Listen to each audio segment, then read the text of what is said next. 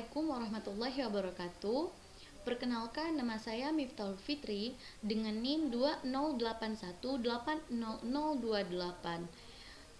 Pada video kali ini saya akan membahas mengenai penelitian kualitatif, yang mana video ini saya buat untuk memenuhi tugas ujian akhir semester mata kuliah penelitian kualitatif yang saya ampu pada semester 6 ini dengan dosen pengampu Bapak Muhammad Ghazali MPD.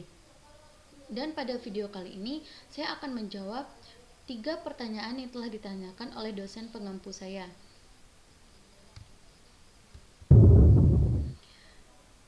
Pertama, penelitian kualitatif. Penelitian kualitatif adalah penelitian yang digunakan untuk meneliti pada kondisi objek alamiah, di mana peneliti merupakan instrumen kunci, yang mana peneliti merupakan instrumen dari penelitian itu sendiri, menurut Sugiono tahun 2005.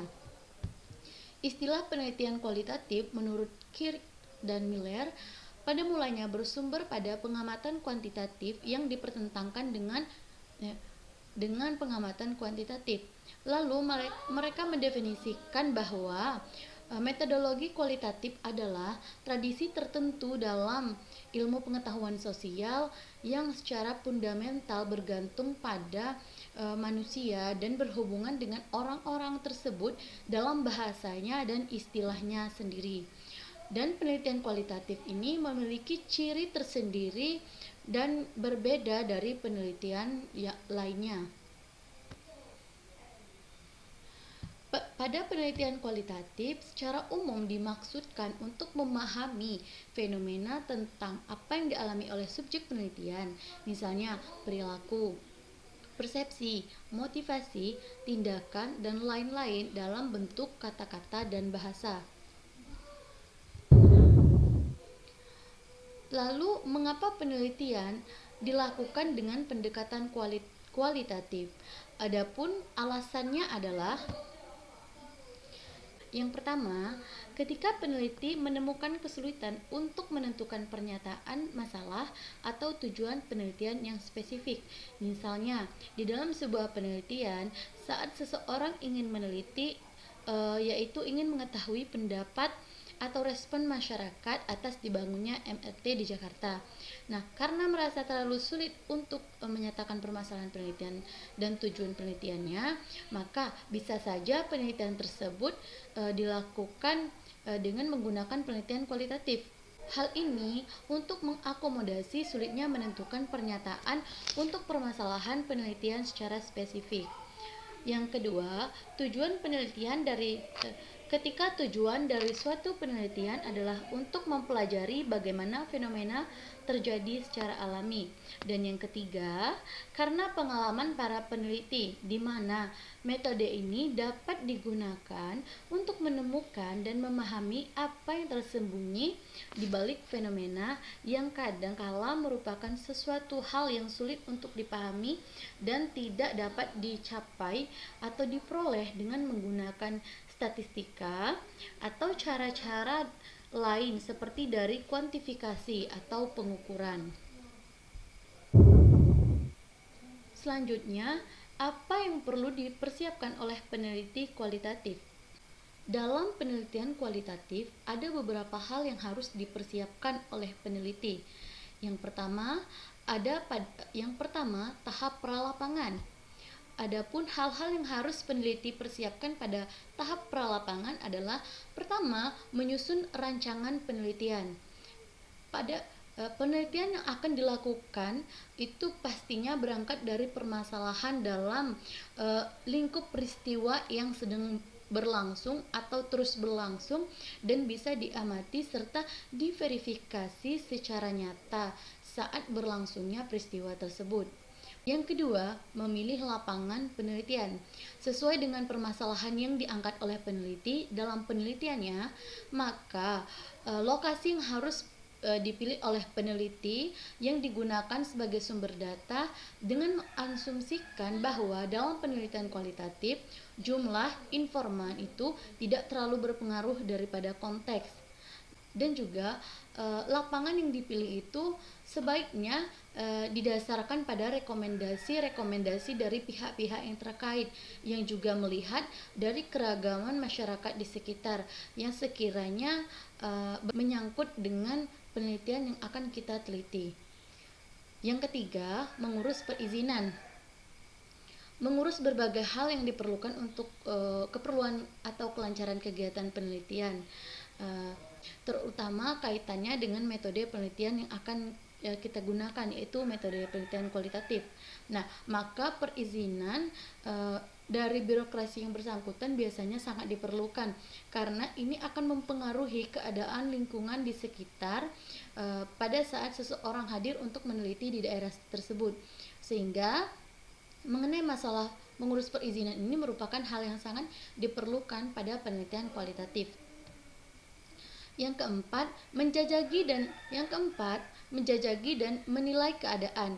Setelah kelengkapan administrasi seperti perizinan dan lain sebagainya diperoleh sebagai bekal legalisasi kegiatan kita, maka hal yang sangat perlu dilakukan selanjutnya adalah proses penjajagan lapangan dan sosialisasi diri dengan keadaan.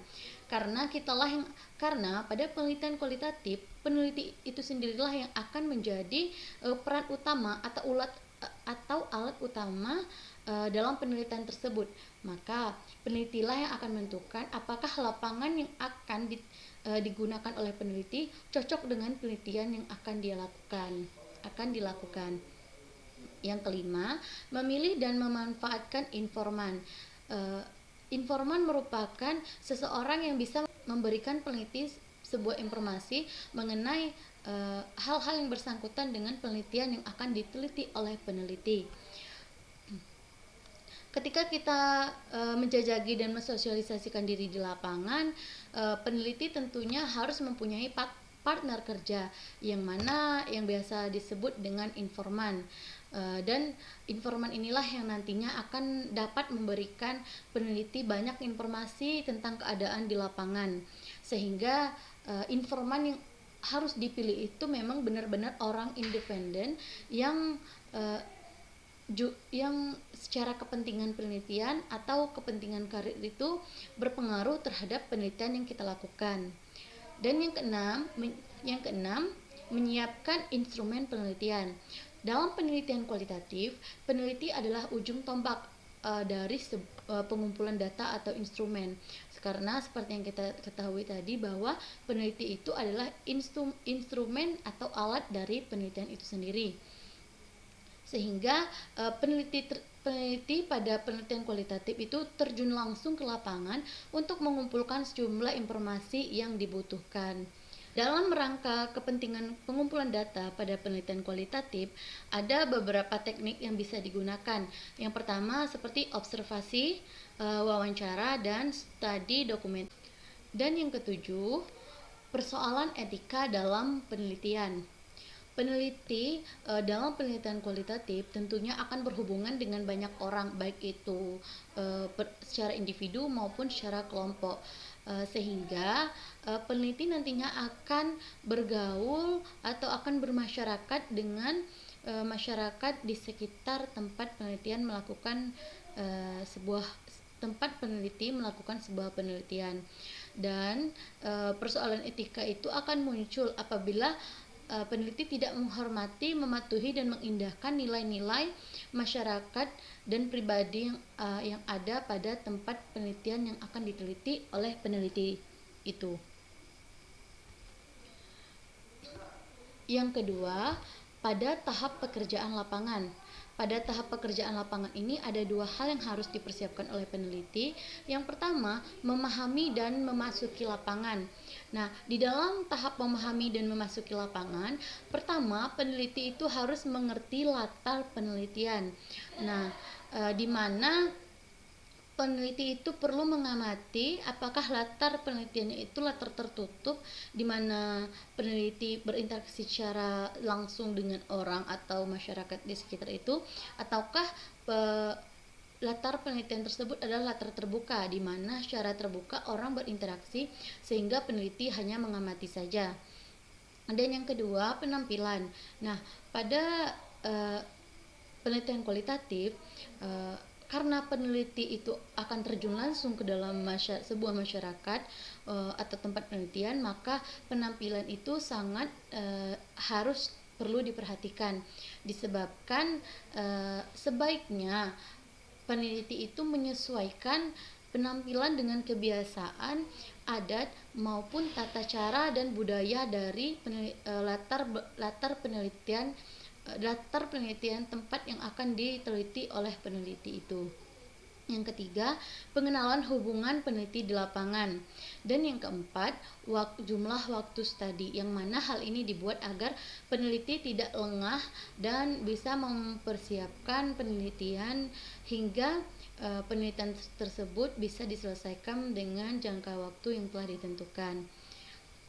Dan yang kedua yaitu ada aktif dalam kegiatan atau pengumpulan data. Seperti yang kita ketahui bahwa dalam penelitian kualitatif, peneliti itu adalah instrumen atau alat pengumpulan data, maka beranjak dari itulah bahwa hasil yang diperoleh dapat dilihat dari proses secara utuh.